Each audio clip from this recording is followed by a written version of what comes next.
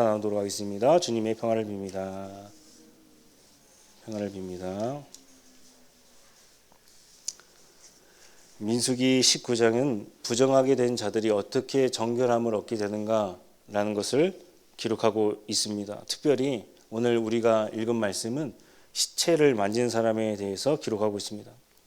이스라엘 백성들이 출애굽한 다음에 광야길, 사막길로 들어서게 되었습니다.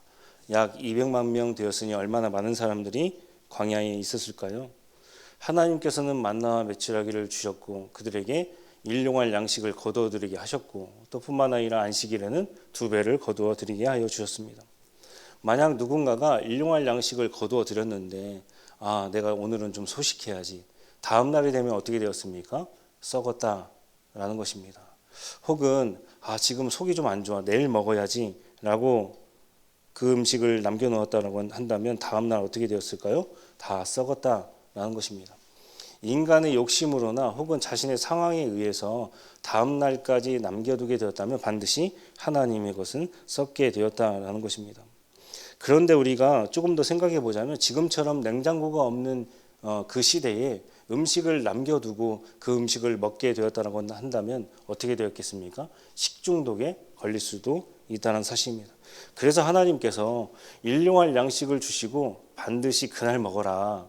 다음 날 먹게 되면 너희 200만 명이나 되는 사람들에게 한 명이 식중독에 걸리게 되면 다음 날에 문제가 생길 수가 있다라고 하시면서 그날의 음식은 그날에 먹게 하여 주셨다는 것입니다.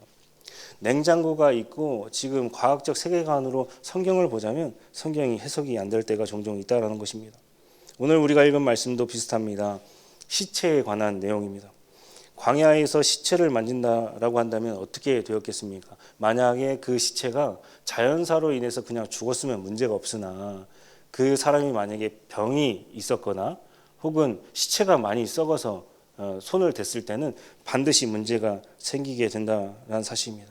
그런데 어쨌든 간에 죽은 사람이 있으면 어떤 사람은 시체의 손에 댔어야 된다는 것이죠.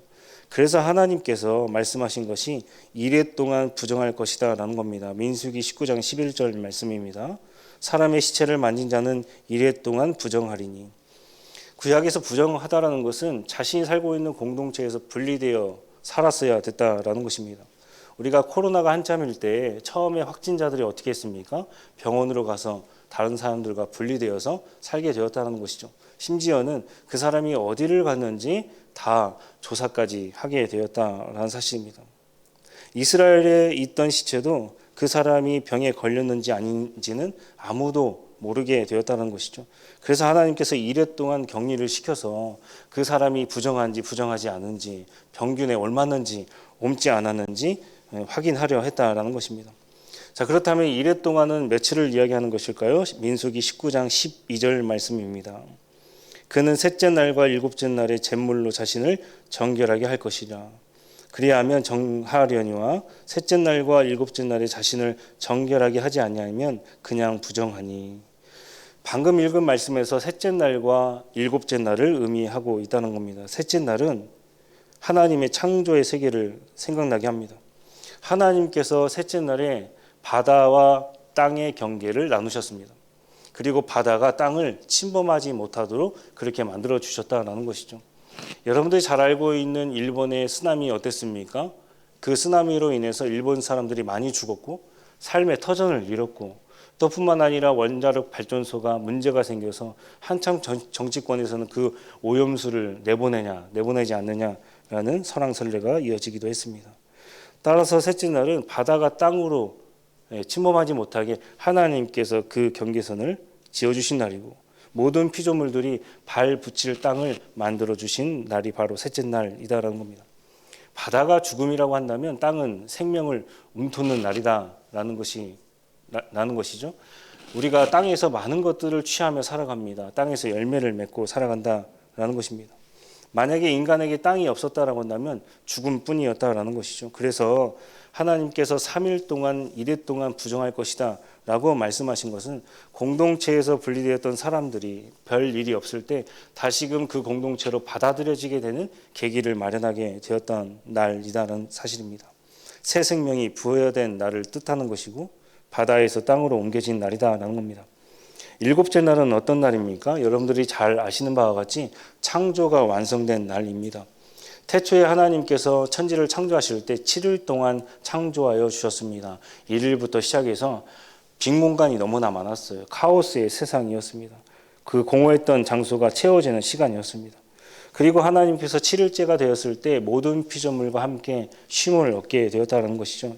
여기에서 안식이 중요합니다. 히브리서 4장 8절의 말씀입니다. 만일 여호수아가 그들에게 안식을 주었더라면 그 후에 다른 날을 말씀하지 아니하셨으리라. 히브리서 4장은 참된 안식이 무엇인가 우리에게 말해주고 있다는 것입니다. 여호수아 시대의 사람들의 안식은 그 땅, 그러니까 가나안 땅을 정복해서 원주민들을 쫓아내고 자신들의 쉼을 쉬고자 하는 날이었다는 사실입니다. 그런데 하나님께서는 그 날만 안식이다라고 말씀하지 않으시고 또 다른 안식을 말씀해 주셨다는 사실입니다. 우리가 이 땅 가운데 살아갈 때 잠깐 안식을 누리고 평안을 누리게 됩니다. 그러나 최종적으로 우리에게 주신 안식은 어떤 안식입니까? 예수 그리스도를 통하여서 누릴 수 있는 안식이 되어야 한다라는 것입니다. 하나님께서 부정했던 모든 것을 정한 것으로 바꾸어 주시고 완전하게 네가 깨끗함을 얻었다라고 말씀해 주신 날이 7일째 되는 날이다라는 것입니다. 시체를 만져 부정한 사람에게 일곱째 날은 그야말로 내가 정말 공동체로 들어갈 수 있어. 깨끗함을 받았어. 라고 선포되는 날이다라는 사실입니다. 3일로는 부족합니다. 7일이 되어야 완전하게 인정을 받게 된다는 것입니다. 그렇다면 구체적으로 어떤 깨끗함을 받아야 될까요? 민수기 19장 17절 말씀입니다. 그 부정한 자를 위하여 죄를 깨끗하게 하려고 불사른 죄를 가져다가 흐르는 물과 함께 그릇에 담고, 흐르는 물이 필요하다라는 것입니다. 제가 다른 언어로 봤더니 살아있는 물, 곧 신선한 물, 그렇게 번역하고 있다는 겁니다. 이스라엘 백성들에게 초막절에 두 가지 이벤트가 있었습니다. 하나는 모든 사람들이 실로암 목가에 가서 물을 떠다가 제단에 바치는 행위였다라는 사실입니다. 제사장들도 함께 이 일에 동참했습니다. 이것은 광야에서 물이 없었을 때 하나님께서 모세를 통하여서 반석에서 물을 나오게 하신 사건을 기억한다라는 의미가 담겨져 있습니다. 이 물로 하나님께서는 그 수많은 200만 명이나 되는 사람들을 살려내셨다라는 사실입니다. 게다가 이스라엘 백성들 가나안 땅에 들어가서 농사를 지냈어야 됐습니다. 그 당시에 비를 내리게 하는 우상이 바알이라는 우상인데 그 바알이 우리에게 물을 주지 않고 하나님께서만 우리에게 물을 주실 수 있다. 비를 내려 주실 수 있다라고 소원을 빌게 되었다라는 사실입니다. 농사를 지어야 사람이 살아갈 수가 있는 것이죠. 그래서 예수님께서 말씀하시기를 누구든지 목마르려거든 내게로 와 마셔라. 그 배에서 생수의 강이 흘러나오리라 라고 말씀하여 주셨다는 사실입니다. 우리가 육체의 부정함은 씻거나 손을 씻거나 하면 어느 정도는 해결할 수가 있다는 것이죠. 의사들이 환자를 돌볼 때 손 씻기 하는 경우가 약 한 170년 전에 시작되었다는 겁니다. 그야말로 세균의 무지한 시대였습니다. 1847년의 기준에 산모 1000명당 의사가 그 산모를 돌볼 때 죽을 확률이 10%였다는 겁니다. 1000명 중 100명이 죽어나갔습니다. 산파들이 돌보는 곳에는 1000명 중 약 36명만 죽게 되었다는 것이죠. 왜 의사들이 돌보는 환자들이 많이 죽었을까요? 손을 씻지 않기 때문에 그렇다는 겁니다. 그러니까 산딸이 되어 병원에 가야 되는데 여러분들이 산모의 입장이라고 한다면 어떤 생각을 가지고 병원에 가시겠습니까? 내가 이제 죽을 수도 있어 라고 생각을 가지고 병원에 갔을 것입니다. 그 당시에 제멜바이스라는 사람이 손 씻기를 주장했습니다. 처음에는 미친 사람 취급받았겠지요. 그런데 제멜바이스가 관리하는 병동에는 이 산모의 죽을 확률이 확연하게 줄게 되었다는 사실입니다. 손을 씻으면 조금이나마 육체의 부정함은 해결할 수가 있다는 것이죠. 그러나 우리가 하나님의 관계에서 죄라는 것은 어떻게 됩니까? 손을 씻는다고 해서, 몸을 씻는다고 해서, 아무리 자신을 스스로 정결하게 한다고 해서 그것을 정결함을 받을 수 있는 것은 아니다라는 사실입니다. 예수님으로부터 주어지는 물, 곧 보배로운 피가 필요하다라는 것이죠. 이 물은 어디를 가든지 누구를 살려내는 역사가 있다라는 것입니다. 이 물이 오늘 말씀처럼 흘러야 합니다. 흐르는 물은 황무지를 옥토로 바꾸고 냇물이 강물로 변하여 또 강물이 바닷물로 변하여 그 안에 수많은 생명체가 살아갈 수 있다는 사실입니다. 물이 고여 있다면 불가능하다라는 것이죠. 각종 과일 나무가 자라게 하고 농사꾼은 이 물을 가지고 각종 열매를 맺어서 자신의 이익으로 취득하게 된다는 사실입니다. 오늘 우리는 이 생수를 갈망해야 됩니다. 먼저 주님의 생수를 맛본 사람이 다른 사람을 살려내야 된다는 것이죠. 흘려보내야 된다는 겁니다. 그 생수를 먼저 맛본 사람만이 다른 사람에게 그 생수를 흘려보낼 수 있다는 사실입니다. 물은 흐르지 않으면 썩는다라는 것이죠. 이스라엘 백성들에게 그 사해라는 바다가 있습니다. 그런데 거기에는 물고기가 살 수가 없다라는 것이죠. 우리말에 고인물이라는 표현이 있습니다. 요즘은 젊은 사람들이 한 분야에서 깊이가 있는 사람 그렇게 칭하기도 합니다.